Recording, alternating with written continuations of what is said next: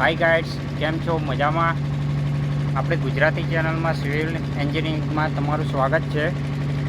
આજે હું તમને રાફ્ટનું સ્ટીલ ચેક કેવી રીતે કરવું એ હું તમને બતાવીશ. અને આપણે ડ્રોઈંગ પ્રમાણે રાફ્ટનું સ્ટીલ આપણે ચેક કરીશું. તો આગળ વધીએ. પહેલાં આપણે રાફ્ટની અને હાઇટ જોઈ લઈએ. ડ્રોઈંગમાં આપેલી છે એ પ્રમાણે. તો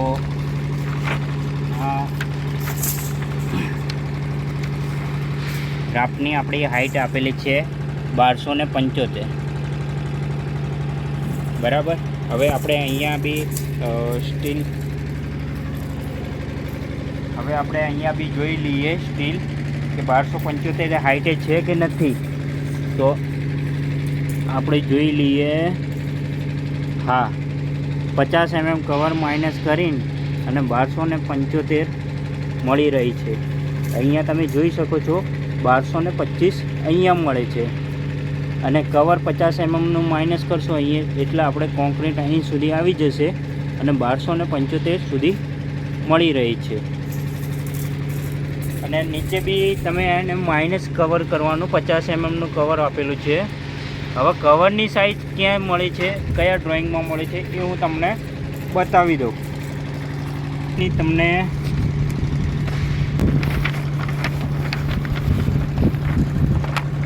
રાફ્ટના કવરની તમને મળી જાય છે 50 mmના કવર છે.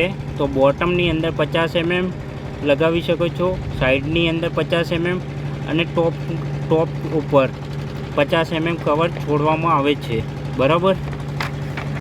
એક સળિયાથી બીજા સળિયાનું કેટલા ડિસ્ટન્સ છે રાફ્ટનો બોટમનો સ્ટીલ અને ટોપનો સ્ટીલ બાંધવો એ આપણે ડ્રોઈંગ પ્રમાણે જોઈ લઈએ. તો આ તમને ડ્રોઈંગ પ્રમાણે આપેલું છે. 20ના સળિયા 100 cc પર મૂકવા બોટમના, બરાબર. તો આપણે જોઈ લઈએ બોટમના સળિયા 100ના સેન્ટર. રાફ્ટના અને સળિયા બોટમ અને ટોપના સળિયા બંને ડિસ્ટન્સમાં સેમ જ છે. 100 સ્પેસિંગ જે આપણે ડ્રોઈંગમાં જોઈએ તો હું તમને ઉપરથી જ બતાવી દઉં કે કેટલા માપે છે.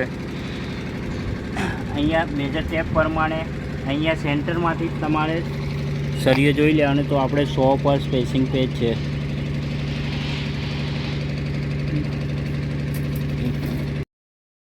રાફ્ટની અંદર લેપ કેટલા mm પર આપવો અને કઈ રીતે આપવો એ હું તમને બતાવી દઉં.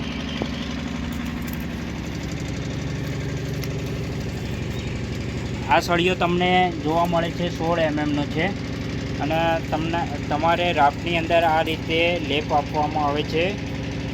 અને અહીંયા એને આપણે જોગલ નથી મળ્યા, જોગલ આપણે નથી આપેલા. તો આપણે 50D પ્રમાણે આપણે લઈ લઈશું લેપિંગ. તો અહીંયા તમને જોવા મળે છે કે 800 mm થી વધારે જ છે લેપ. અહીંથી તમે જોઈ શકો છો આ સળિયો કે આપણે અહીંથી જોઈ શકો છો આ લેપ 50D પ્રમાણે. તમારે લેપ 50D પ્રમાણે લેવામાં આવે છે. મેં 100 mm વધારે જ રાખ્યો છે, પણ તમે 800 પણ આપશો તો બી ચાલશે 16 mmના સળિયામાં. હું તમને સળિયો 12 mmનો બતાવી દઉં. એ તમારે 600 mm પર રાખવામાં આવે છે. જો તમે અહીંયા જોઈ શકો છો 600 ઉપર આપણે આ સળિયો તમને જોવા મળશે. અહીંથી તમે જોઈ શકો છો લેપ અને 600 ઉપર તમને જોવા મળશે, બરાબર.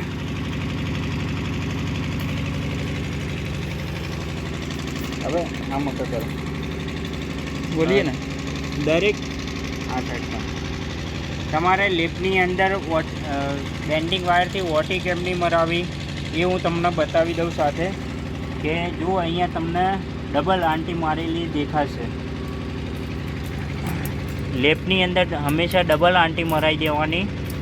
ડબલ વોટી મરાવીશું તો આપણે પકડ રાખી શકે છે. અહીંયા તમને બધામાં ડબલ વોટી મારેલી દેખાશે.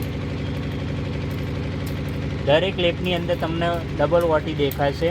અહીંયા પણ તમે જોઈ શકો છો અને આ પણ તમે જોઈ શકો છો.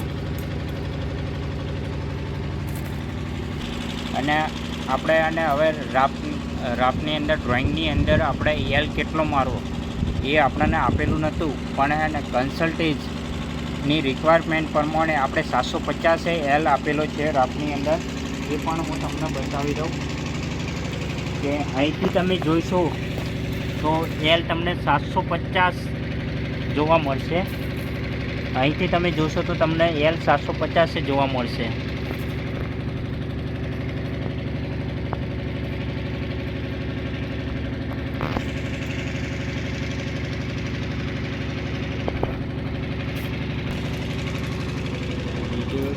ડ્રોઈંગની અંદર બીજું પણ રાફની અંદર ચેર તમને નહીં બતાવેલું હોય એ આપણે ચેર આપણે જાતે જ નક્કી કરવામાં રહે છે કે કેટલી નાખવી અને વેસ્ટેજ ના પડે એ રીતે આપણે સળિયા પ્રમાણે નાખવાની. તો મેં ને 12 mm સળિયો આવે છે, તો અહીંયા મેં 16 mm ચેર 1 મીટરની આપેલી છે. 1 મીટરની ચેર બનાવેલી છે લાંબી, અને હાઇટમાં પણ 1 મીટર.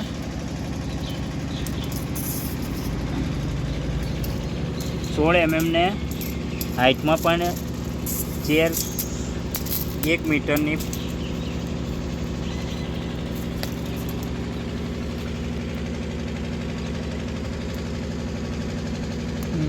તો આપણે સળિયો એ રીતે નક્કી કરવામાં આવે છે કે 12 મીટરનો સળિયો હોય તો 4 મીટરે તમે કટિંગ કરીને અને ચેર બનાવવામાં આવશે તો આપણે વેસ્ટ ઓછું પડશે. એ રીતે આપણે ચેર બનાવી નાખવાની.